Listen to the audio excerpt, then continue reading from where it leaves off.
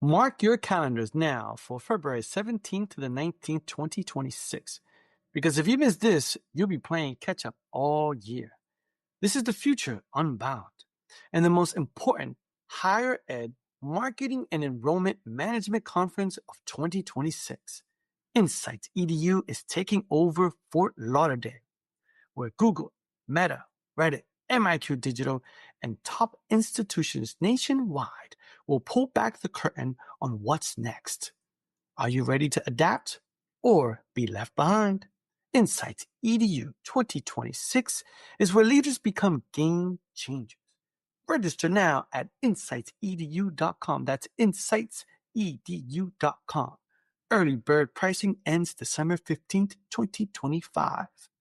Welcome back, everybody. It's your time to EdUp on the EdUp Experience podcast, where we make education your business. This is Dr. Joe Salustio back with you here on another episode of the EdUp Experience. As we by the time you hear this episode, we will have crossed 500,000 streams of our podcast, which, we have milestones, and then there's like really big milestones. We think that's a really big milestone for a couple of reasons. Number one, we never thought anybody would ever listen. So getting 500,000 is a little bit more than we thought originally. So thank you to our audience. But two, we have never spent $1 on streams. Most people don't know, but there are a lot of podcasts out there and podcasters that will pay. You can pay a service to get you people to download your podcast. And we've never put any marketing dollars in. Everything we have done up to this point is organic. It is homegrown. Myself and co-founder Elvin Freitas doing literally every part of this business at night between kids and family and jobs to bring you timely insights in and around higher education. And why stop now? Because we've got what I love about this podcast is the connections that come from a first-time guest co-host and a first-time guest, because the interviews are like a beautiful train wreck all together, because nobody fully knows what's going on or what they're doing, but we're all meeting for the first time and having a great organic conversation. That's what makes this podcast beautiful, because we don't plan. And I could say my guest co-host has absolutely no prep. I have not prepped her. And my guest has absolutely no prep. There's no planned questions. We could ask her what the weather is going to be tomorrow and have her make a prediction. She has absolutely no idea what we're gonna ask. But that's what makes this beautiful. And I'm proud and honored to interview my guest co-host. Let me bring my guest co-host in right now, ladies and gentlemen. She's Dr. Nicole Trevino. She is VP for Student Success at Timely Care. Nicole, welcome to an EdUp Mike. How are you? Thank you for having us, Joe. Really excited to connect. Have I given you a little bit of a preview that this is just sort of like a fly by the seat of your pants podcast here? I never know what I'm going to say next. Yes, I'm ready. I hope you're ready. Are you sure you're ready? I think so. All right. Well, this is what we say. Oh no, it's time now to turn this mush into muscles. We're gonna have a great podcast, all three of us. Don't know what's going on. I will tell you, my guest has a beautiful office. We're looking at it right now. She's got a big smile on her face. Immediately when I saw her office pop up on Zoom here, I was like, wow. It's like, that looks like a living room / it could be an office. There's beautiful red chairs in the background. Makes me want to talk. Makes me want to maybe say some things about how my day might be going. Ladies and gentlemen, here she is, your guest and mine, Eva Lakasha Sherman. She's the Associate Dean of Counseling at Collins College. How are you? I'm doing great. I'm excited to be here, excited to see where this conversation goes. So thank you for having me. I feel like the red chairs are intentional. Are they like intentionally comfortable? To some, they love them. It's a strange kind of seat. Kind of makes you lean back a little bit. So some people love it, some people don't. But for the most part, they do their job. Well, we're so happy to have you today. And as we do with every guest, we want you to level set for us. Tell us a little bit about Collins College, where you are, who you serve, and how you serve them. Okay, great. Well, I'm very happy to speak as just a member of the Collins College family. We are a community college located in North Dallas area, Texas, so up in Collin County. And so we are a multi-campus district college. So we have 11 campuses, including our I campus. And so we're kind of spread all throughout the district. My position is Associate Dean of Counseling, so I oversee mental health services for the district. So on a good enrollment year, that could be upwards of 60,000. And so I kind of tell people when I go to conferences, we're a community college, but we're a community college on steroids. So think university as a community college, because that's typically kind of where we align just in terms of numbers and the students that we serve. We have a large dual credit population from the ISDs here. So we see about 10,000 of our population is dual credit, and that's just been growing exponentially. But we see so many students. The greatest part of this position and this institution is just how diverse our population is. So we have students from just all over the world who really come, and our administration has worked on some really great partnerships to Texas Tech and some other major universities where students can come and get an affordable education for those first 2 years and then transfer somewhere else. Amazing. So I'm guessing, 60,000 students, nobody needs counseling services. True or false? That is probably the biggest falsehood I've ever heard in my life. Yeah. I only Yeah. ask great questions here, as you can tell. Because you've got to be massively busy. You and I'm assuming there are others on staff, or give us a sense of your staff and how busy you are right now with that many students. Sure. Yes, our staff stay pretty busy. So we are a department of 8 full-time counselors and 1 part-time counselor. So there's a bit of a ratio that we have to address, and it causes us to be creative. And it's why I love higher education and mental health, because there's so much room for creativity. So we stay pretty busy. Now, each of our campuses has its own kind of personality depending on what programs are there. And so we try to make sure that we're catering to some of the issues and the variation in issues that we see at different campuses.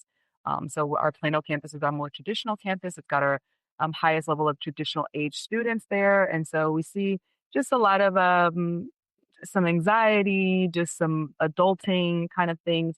Whereas at our McKinney campus, which is going to house kind of like our respiratory care and some of our nursing, right, we see a lot of performance anxieties and self-esteem and awareness and some of the things that come along with just perfectionism. And so we try to make sure that all of our therapists at different campuses are prepared from a psychoeducation standpoint, from a continuing education standpoint, to support the campus needs. Wow. Well, Nicole, you know a little bit of a thing or two about this area, right? In preparation and readiness and care in general. Yeah, exactly. And that's part of the work that we do through Timely Care is really stepping in to supplement. And we partner with many institutions across the nation, around 400 institutions. And so part of the work that we do, especially through success coaching, is supplementing the good work that's already happening on campus to support those students. I know Dean Sherman referenced, the various populations of students that they have on their campus. So ensuring that students have access 24/7, because oftentimes we know that they're dealing with so many different issues, concerns, responsibilities. And so being able to be that extra layer of support is really important. How is, that's a phenomenon that I'd like more information from you on, Latasha, in terms of when students need care. It can't be 8 to 5 all the time, right? You'd think like, oh, well, we're open 8 to 5. You have a staff of 8 people. They probably have lives and families, I would guess. How do you, and community college students, before I ask my question, are all over the place, right? And they're taking classes at night. You have adult learners, you have traditional learners, you got full-time, first-time freshmen, you have students coming in for the 3rd or 4th time trying to finish off and polish off credits that are 70, 80 years old at times. How do you handle the different student type and the different student schedules from a care perspective? Yeah, great question. It's definitely a need that we work really hard to fill. I'm so grateful that our administration has been so supportive and open with partnering. I think strategic partners and strategic partnerships is how we do the best that we can to plug those holes.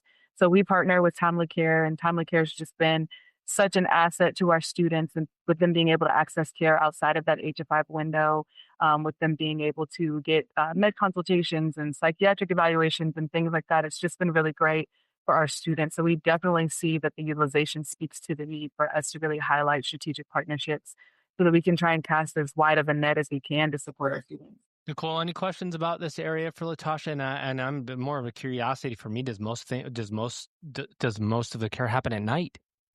Yeah, that's a really great question. I would say that, Timely Care offers a variety of resources and services, and Latasha referenced some of those being our medical services, our mental health services, which are 24/7. So a student can do, a scheduled appointment and find something that meets their schedule, recognizing that they're juggling so many responsibilities, and or if they're in the moment and need, support right then and there, they can jump on through for mental health Talk Now, or through our medical services. They can also jump on demand and get connected with the resource. So I would say that, providing access at all levels is really important. Understanding that today's college going population varies, and they're just managing so many different responsibilities. So ensuring that they have access to care and to these resources just is really important, as we know, in their overall success. 100%. Latasha, I have to ask you about mental health generally, and the reason I want to ask it like this is because you saw mental health for students wrapped up in a news cycle. Let's say over the last COVID 4 years, 3.5 years, so much information, so much news, so many articles about mental health, and then lately, not as much. And I don't know if because it's not fresh anymore that we aren't talking about it as much, because it's like, oh yeah, we know mental health's an issue, and so we don't have to report on it or talk about it as much anymore. But I don't think I don't think it's like students woke up and went, you know what, I'm good. I don't need any more health services. And so I know that institutions are still dealing with it. Are we still talking about it? Is this still coming up in cabinet meetings and management meetings and leadership meetings on campuses, or has the moment passed? Mm. Yeah, I definitely don't think the moment has passed. I can say for my institution, the conversations are flowing much easier than they did in prior years. I think we found a new normal and a new expectation. I think that early conversations post COVID, going into kind of students coming back on campus, and thankfully the progression of the field being more welcomed and stigma reducing in our society, facilitated a lot of conversations. But now there's boots on the ground now about those conversations. So I definitely don't see it as a regression of awareness. I see it more so as an application, or kind of a pragmatic application of, okay, well, now how do we take the conversations that we've had and then put it on its feet at these campuses? And we're seeing an increase in just resources that are available. Now we've got a wide chasm to fill, but we're just seeing people have these conversations easier and incorporate them more into just an everyday session of like a board meeting or a board retreat, where we're not having to blame so much of the need anymore, as opposed to like propose, how do we fix it? How do we fill the gap? Nicole, what do you think? Yeah, I would agree with what Latasha just shared. I think that um, post COVID, I think it's really opened the door to the conversation. And so now it's just the norm to have, the additional layer of resources available for students on campus, and then also to be partnering with third parties like Timely Care or others. I think that it's also expanded the conversation. And Latasha, I look to you to confirm this, but thinking about all those other needs that students have in terms of meeting their basic needs. I think there's a lot of conversations going on right now within the higher education landscape about how we, continue to support students and ensure that they have the resources, because we know that they need to have those resources, right, in order to be successful in the classroom. Those are sort of the basic needs that need to be addressed first. And so recognizing that the conversation is just getting larger and larger. And Latasha, I know you live on a campus, so you know this better than anyone. Yeah, for sure. It's that the broadening of the conversation, because now we've got students coming in, but they're revealing, okay, we have basic needs that need to be met. And how do we, in what is considered an affluent county, find resources for students who may not be living that experience? And so, again, with those strategic partnerships and bringing in our social workers and student care coordinators and case management, and really broadening what the expectation is from a higher education standpoint of mental health services, I think that we are pushing into the space where mental health and wellness have to be married to each other so that we can address these students. So I You background, you have degree in clinical mental health counseling, right? Clinical mental health counseling. I got to say the order right, or else it comes out all funky. What keeps you going? My wife for a while was doing counseling services for the city in the city of Denver when we were there. Child protection services. She did a lot of other stuff. There's a lot of stuff and baggage that comes from people in this, and I'm saying as in a college campus, it's the same in many ways, where there is a lot of baggage. We all carry baggage, and unloading that baggage is a really important part of a healing process, or whatever else, or right sizing, balancing yourself.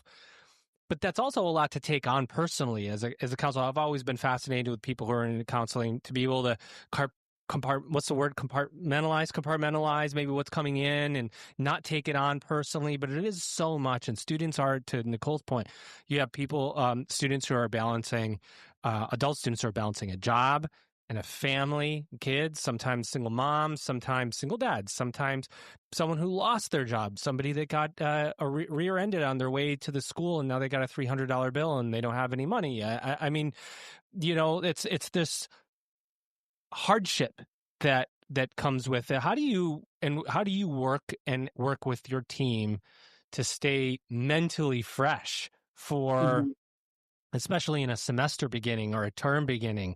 There is a lot that comes at you all at once to manage all of the incoming information. Yeah, that's a really great question. I as an individual, as a clinical professional, am so huge on self-care and boundaries that we implement with my team from a leadership perspective. And so I build out the requirements for their schedule based on sustainability long term. I think that being proactive in that space is really important. I mean, we could technically see more students if we change those requirements, but we couldn't see them well. We couldn't see them well, and we couldn't see them for long. So I think just being strategic about your own wellness and the need to kind of unplug and replug in and carry things is one way that we address that. For me, personally, I got a really great crash course in compartmentalization early in my career. I started out in trauma work. I was working with children. And it's funny because the thing that draws you to the profession is also the thing that exhausts you about the profession, is that you care so deeply and you are invested in people's lives, and we don't always get to see the end result. Specifically in higher education, and even more specifically in a community college where students are here for 2 years and then they're out, going on to their next chapter. So we rehearse the adage that some plant, some water, and some reap the harvest. And just so meaning that we have to value the seeds that we plant, the expectation, and sometimes just making sure that when we do check-ins and we do staff meetings, we're reminding each other that the responsibility is not to finish the work with the student. It's to participate in the journey of the work. And I think that helps us. When it comes to the trauma that we see, the difficulties of students struggling, and just that vicarious trauma that we carry, that's possible, it's our ethical responsibility to make sure that we can carry it. So for me personally, that might look different than some of my employees. But I'm very intentional about plugging into alternative spaces, and just really participating in my community, my faith community, and the things that kind of feed back to me. But ultimately, this work is so purposeful. It's so purposeful, and the ripple effects of what we do are so large that it's a little bit easier for me individually to get recharged just when I'm reminded of the purpose. Nicole, anything you want to add there? Yeah, as you were talking, Latasha, I was just saying, I so appreciate that and love that.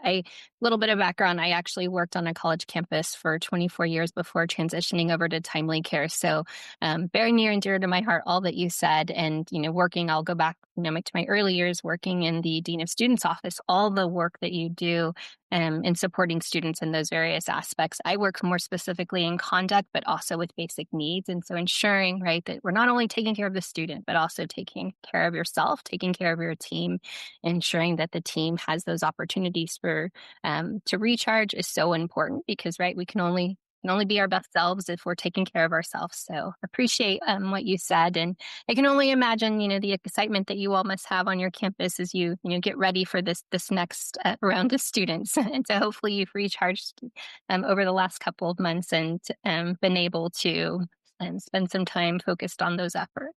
Yeah, it's so good, and I think there's a myth, and I want you to dispel it for me, Latasha, that Okay. when students are coming to you to talk and they need counseling services, that they want to talk about the overwhelming nature of the academic load, or the homework's too hard, or I can't find where I need to go on class. That, and this is me, some conjecture here and maybe some assumptions from my end, although that stuff comes up from time to time, it's definitely more serious than that, where it's, I've got stuff going on at home. Maybe I'm in a custody battle. I'm getting a divorce. My car broke down. I got in an accident. I broke my arm. There's the real challenges. Can you just speak to maybe what some of us think students are talking about and what students are actually talking about? If you think you can coast into 2026, think again. Insights EDU is coming February 17th to the 19th, 2026, and it's taking over Fort Lauderdale for a beachfront experience. It's the event that will flip your marketing and enrollment strategy on its head. 3 days, over 65 expert speakers, and over 40 sessions. Zero fluff. Just powerhouse strategies from the most anticipated platforms like Google, Reddit, Meta, MIQ Digital, and the most forward-thinking schools in the nation. You'll get the real wins, the bold ideas, and the hands-on tactics to grow programs, drive engagement, and create the student experience today's modern learner demands. The question is, are you ready to lead, or will you get left behind? Mark your calendar, bring your team, and secure your spot at insightsedu.com. That's insightsedu.com. Early bird pricing ends December 15, 2025.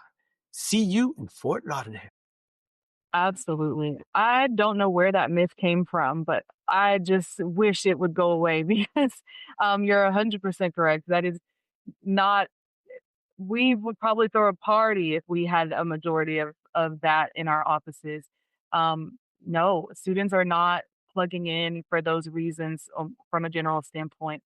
We're seeing major trauma. We're doing trauma work. We're doing family systems. We've domestic violence. We're doing, we've got a large international population. We're seeing some extreme kind of trauma from a governmental standpoint in these countries that students are coming from. We have students where cultural expectations differ very, very strongly from the cultural and societal expectations here in the United States. And so helping them navigate that and those systems. And at a community college, you've got students that are all over the demographic spectrum. So you could at 1 minute have a student expressing that they've just lost their housing and trying to figure out how they're going to eat tonight and take care of their kids. And then you might have someone come in that is trying to get resources to get out of a domestic violence situation. And so I think that from a higher education standpoint, the work is communicating that to the decision makers above us, who kind of will try to sometimes lump us in with academic advisors or financial aid registration, that kind of thing. Those are not the experiences that we're having, right? Our licenses allow us to plug into the places that other areas in the school may never see for these students. And so it is a myth that we are continuing to fight and dispel. But we also kind of run this double-edged sword of being sworn to confidentiality, right? And so we don't get to tell the stories that we want to tell that we feel like would really help advocate for the needs of our students because of that confidentiality piece. And so I think navigating that as mental health professionals in higher ed is kind of the new frontier for sure. Go ahead, Nicole. Sorry, I was just like, that was my thinking out loud sigh right there. Sounds good. I'm curious, Latasha, as you talk about that, what does it look like on your campus? How do you all come together to collaborate and to support one another? Of course, support your students who are working through these various issues. But, just as you said, as clinicians, right, you're sworn to particular confidentialities. And I'm just curious how you come together as an institution to really work and to sort of move that conversation along and ensure that your students are receiving the necessary support and resources. Yeah, well, that's actually my favorite part of my job, as Associate Dean of Counseling, is being able to push into spaces that my clinicians don't. So I'm very protective of my caseload. I carry a extensively smaller caseload than my clinicians, because of that administrator work. And so when I'm in these meetings, I'm always trying to keep in my pocket kind of what are the needs that our student can address, because even the needs that are not mental health, we are getting access to through the stories that we hear. And so I am very intentional about the partnerships that we make with dean students, with student engagement, with our foundation, who is in charge of like our scholarships and things of that nature, our HR systems. And so the thing that I love about mental health in higher education, and that I love about being an administrator, is that we get to put our heads together all for the same purpose, which is getting these students to the next stage of their lives. And so I try to be well spoken about those needs and keep it in front of me. I meet with my team twice a month, the whole team across the district, and we have built in schedule permissions like labs, which are the ability for our clinicians to case conceptualize with one another and just kind of see if there is like continuing education that we need to just remain multiculturally competent and make sure that we're providing the best care that we can. So that partnership is kind of key in being able to do that. First of all, Nicole, I heard you say you worked in higher ed for 24 years, and I was wondering, did you start when you were one? Yeah, same Because question. there, Same there's question. no way. You you you look very very young for being a 24-year veteran of higher ed. I am a 23, 24-year veteran of higher ed, and I look much older than you with my gray hair popping out. So let me just say that. But so let me call you out there. But no, it's a great run. 24 years. I was looking at your background. I'm like, wow. You did great work, and that's what we all do together, right? We do great work. Right. And Latasha, coming back to you, you're talking a little bit about that. The consensus building, working cross functionally with different leaders, the inability to share stories sometimes that matter, that would give you more resources if you could tell them. And I, at the institution I came from most recently, before I started working in ed tech, I oversaw the student services division in mental health. And of course, caseload was one of the things that came up all the time, repeatedly over and over.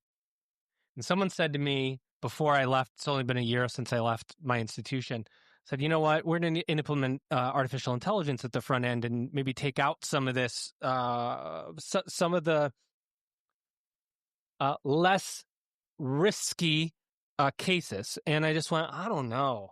I mean, this sort of feels like a slippery slope, because technology can definitely help all of us be more efficient. But some of the benefit is human interaction and the empathy that comes with these conversations. Has anybody thrown that at you going, Latasha, I know I keep hearing caseload from you, caseload, but how do we get technology to take off some of that caseload?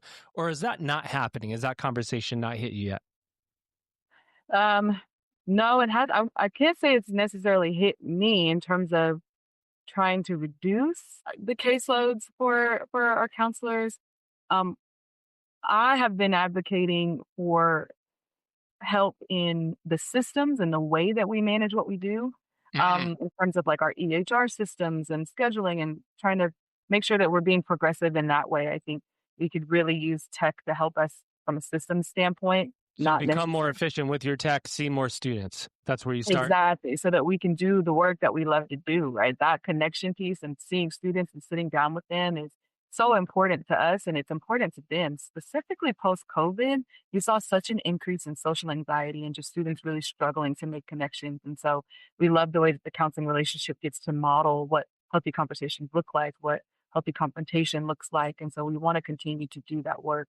But in order to do that, we do need assistance with kind of the back end of the work and that tech for sure. Nicole, what are you seeing out there at Timely Care? I mean, this conversation's out there.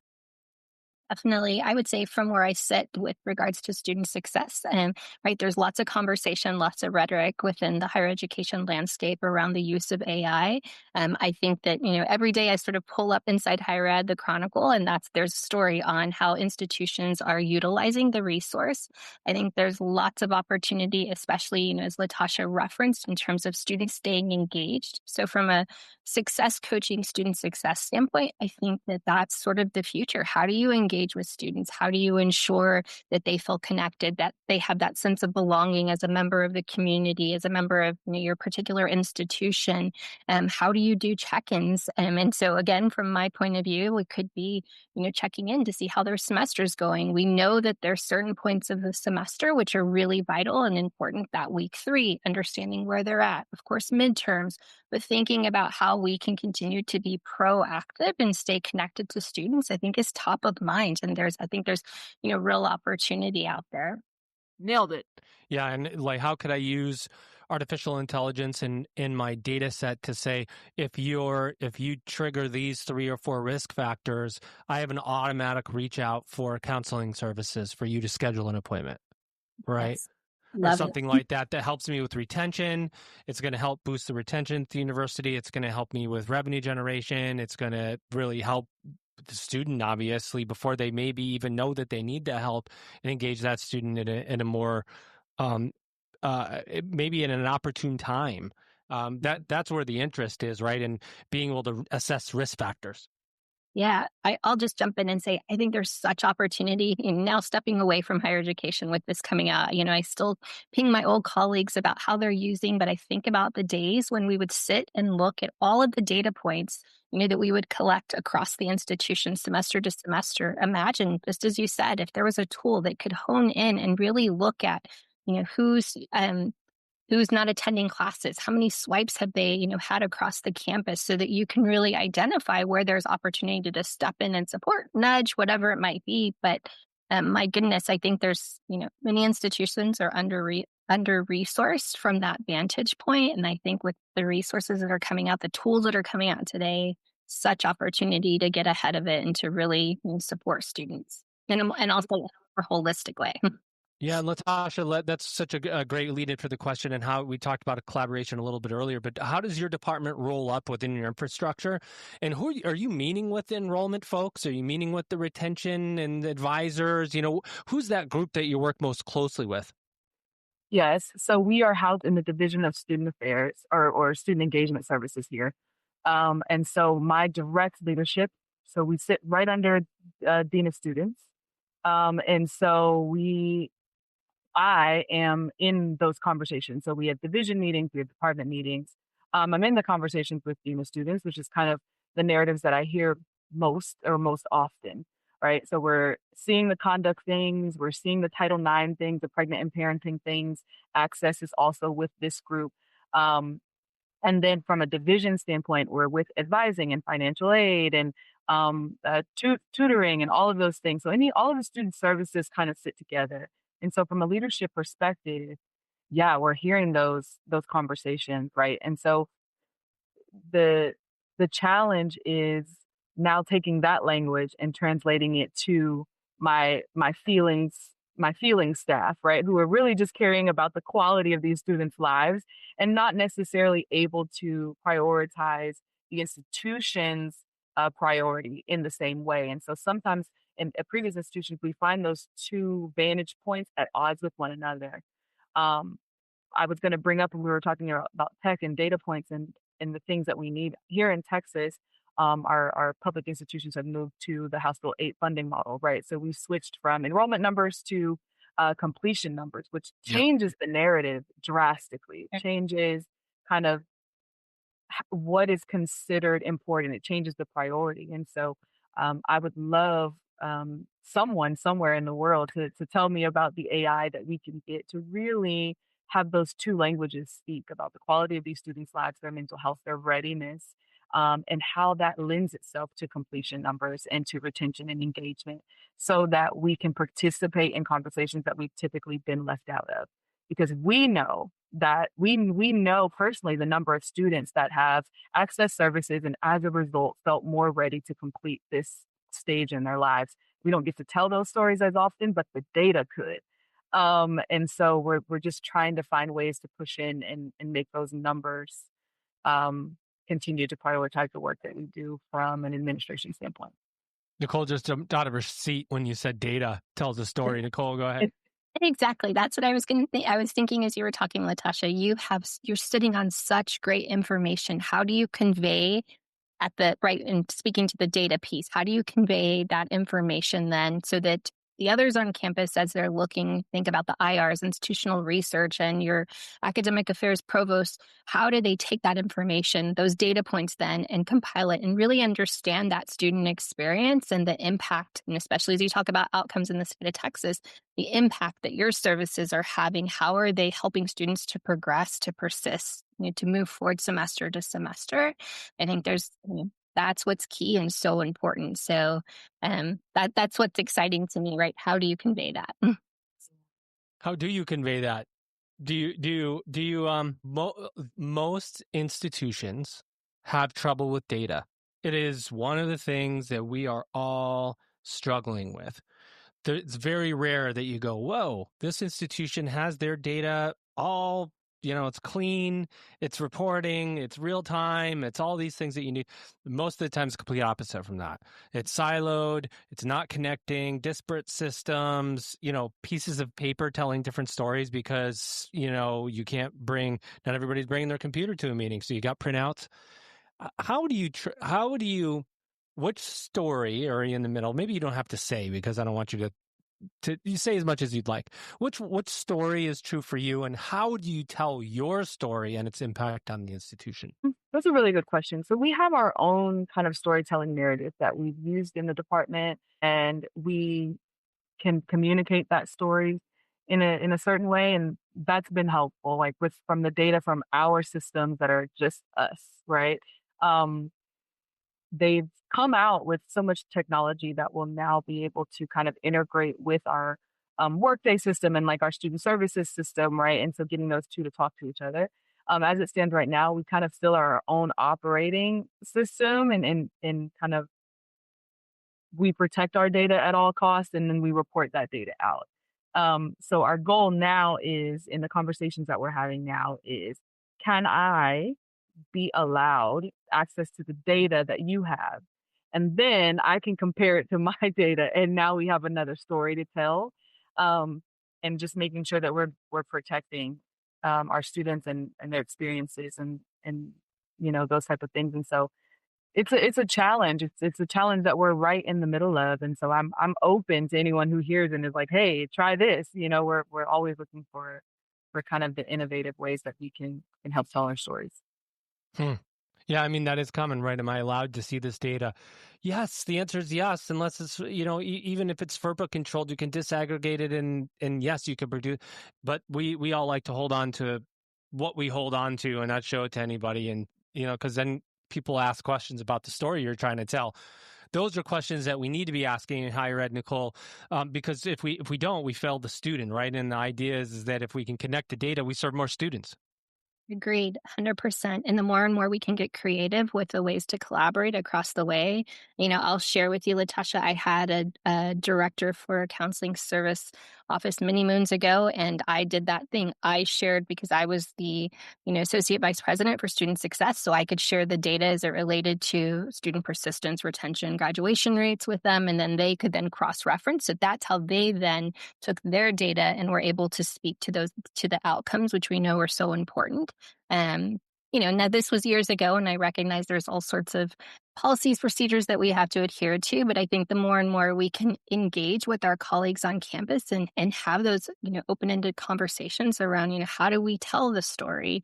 And especially in this day and age where we know it's going to be really vital for us as we look at, funding and what's happening nationally. Yeah, Latasha, close us out. Tell us anything else you'd want to say about Collin College, anything about your role, your team, your department, the school, anything at all that you want to say. Open it up, and take the mic and run with it, but not literally.